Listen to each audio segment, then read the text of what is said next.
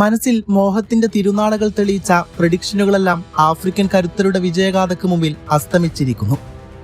നീറുന്ന കാത്തിരിപ്പുകൾ ഇനിയും അതിനായി ആരാധകരെ പ്രേരിപ്പിച്ചുകൊണ്ടേയിരിക്കുന്നു.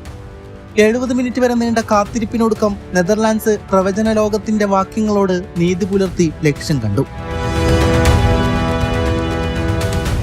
ഡച്ച് ഗോൾ കീപ്പർ ഉയർത്തിയ പന്ത് പകരക്കാരനായി എത്തിയ വെഗോസ്റ്റ് തന്റെ തലയാൽ കോർത്തെടുത്ത് ക്രിസൻസിയോ സമ്മർവില്ലിന്റെ കാലുകളിലേക്ക് നൽകി. കാവൽക്കാരെ വെട്ടിച്ച് സമ്മർവില്ല നീട്ടിയ പാസ് ഗ്യാപ്കോ ഒട്ടും പിഴക്കാതെ മൊറോക്കോയുടെ വലയുടെ നെഞ്ചകത്തേക്ക് തൊടുത്തുവിട്ടു. ഗോളാഘോഷത്തേക്ക് തിരിഞ്ഞ ഗ്യാപ്കോയുടെ കണ്ണുകൾ ഈറനണിഞ്ഞു. ദിവസങ്ങൾക്ക് മുമ്പ് മാത്രം തന്റെ പങ്കാളിയുടെ ഗർഭപാത്രത്തിൽ പൊലിഞ്ഞുപോയ കുഞ്ഞിന്റെ ഓർമ്മകൾ അയാളുടെ മനസ്സിലൂടെ കടന്നുപോയി. കണ്ണീരിൽ കുതിർന്ന വികാരവായ്പോടെ ഗ്യാപ്കോ ആ ഗോൾ തന്റെ പ്രിയപ്പെട്ട മാലാക കുഞ്ഞിനായി സമർപ്പിക്കുന്നു. മത്സരം നിർണായകമായ നിമിഷങ്ങളിലേക്ക് നീങ്ങിക്കൊണ്ടിരിക്കുകയാണ്. ആക്രമണങ്ങളാൽ ഇരുവരും അപകടം വിധിച്ചിടത്തെല്ലാം കാവൽക്കാരായി ദൗത്യമേറ്റെടുത്ത് പലരും അവതരിച്ചു. ഗോളെന്നുറപ്പിച്ചിടത്ത് പലരും കവചമൊരുക്കി. ഹൃദയമിടിപ്പ് തപസിട്ട അവസാന നിമിഷങ്ങൾ. ഓറഞ്ച് പട വിജയം ഉറപ്പിച്ചതാണ്. പക്ഷേ ദൈവത്തിന്റെ വിധി മറ്റൊന്നായിരുന്നു. അധിക സമയത്തിലെ ആദ്യ മിനിറ്റിൽ താൽബി ഇടതുവിങ്ങിൽ നിന്ന് ബോക്സിലേക്ക് ഉയർത്തിയ ക്രോസ് ഓടിക്കയറി വന്ന ശക്തമായ ഹെഡറിലൂടെ വലയിലേക്ക് വഴിതിരിച്ചു വിടുന്നു. വാൻഡേക്കിനതിന് നോക്കി നിൽക്കാൻ മാത്രമാണ് സാധിച്ചത്. നിശ്ചിത സമയത്തും അധിക സമയത്തും സമനില പാലിച്ചതോടെ മത്സരം പെനാൽറ്റിയിലേക്ക്.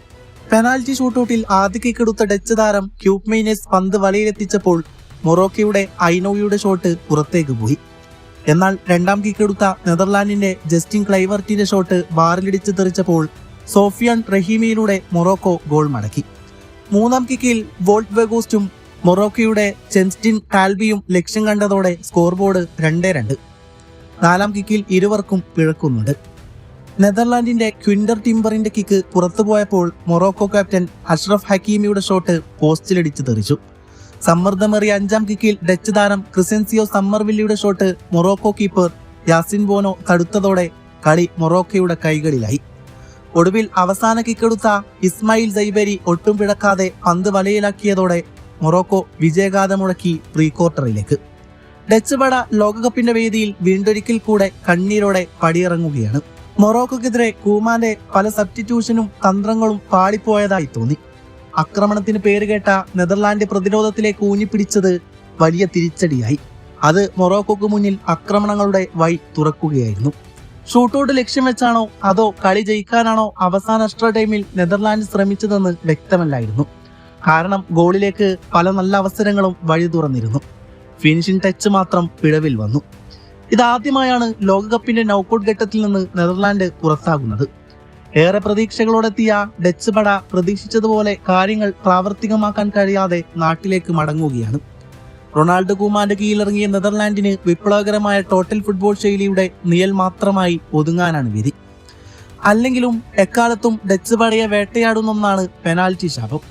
1998, 2014, 2022 ലോകകപ്പുകളിലെ തനിയാവർത്തനം ഇന്നിതാ വടക്കേ അമേരിക്കയിലും അവരെ നിരാശകളാൽ മൂടി പുതക്കുകയാണ്. പുനർചിന്തകളുടെ സമയം അതിക്രമിച്ചു എന്നവർ മനസ്സിലാക്കി തുടങ്ങുന്ന സമയങ്ങളാണ്. കാത്തിരിപ്പിന്റെ വേദനകൾക്ക് വടക്കേ അമേരിക്കയിലും മോക്ഷമില്ല. പ്രതിഭ ധാരാളിത്തമുണ്ടായിട്ടും നാളിതുവരെ കണ്ട് സന്തോഷിക്കാൻ മാത്രം പോകുന്നൊരു അധ്യായം 1998 യൂറോ കപ്പ് ഒഴിച്ചാൽ വേറൊന്നും അവർക്ക് നേടാനായിട്ടില്ല. Johan Cruyff, Rob Rensenbrink Wesley, Sneijder, Arjen Robben എന്നിവർ നിറഞ്ഞാടിയ സുന്ദര മുഹൂർത്തങ്ങളിൽ സ്വപ്നങ്ങൾ പൂർണ്ണത പ്രാപിക്കുമെന്നായിരുന്നു. എന്നാൽ അതും നടന്നില്ലായിരുന്നു. ലോകകപ്പിന്റെ ഫൈനൽ വേദിയിലേക്ക് ഓറഞ്ച് പട 3 തവണ നടന്നു കയറി. പക്ഷേ വിധി കൂട്ടുനിന്നില്ല.